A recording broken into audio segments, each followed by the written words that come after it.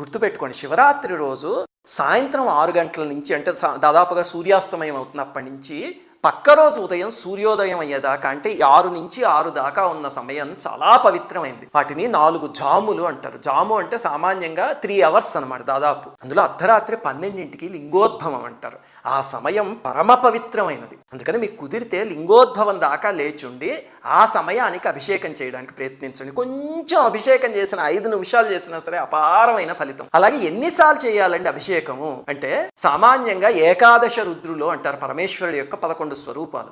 అందుకని 11 సార్లు అభిషేకం చేస్తారు. ప్రతి జాము మొదలయ్యేటప్పుడు చేయడం మొదలు పెడితే, అంటే 6 గంటలకు కొన్నిసార్లు, 9ంటికి కొన్నిసార్లు, 12 గంటలకు కొన్నిసార్లు, అలాగా మీకు ఒక 11 సార్లు చేసేయడం పెద్ద కష్టమేం కాదు. 11 సార్లు చేయడం కుదరలేదు అనుకోండి, 5 సార్లు చేయండి. పరమేశ్వరుడు పంచముఖుడు కదా, అది కుదరకపోతే 3 సార్లు, లేకపోతే భక్తితో ఒక్కసారి చేసినా చాలు. ఇక్కడి నుంచి చేయగలిగితే తప్పకుండా పలుకుతాయి.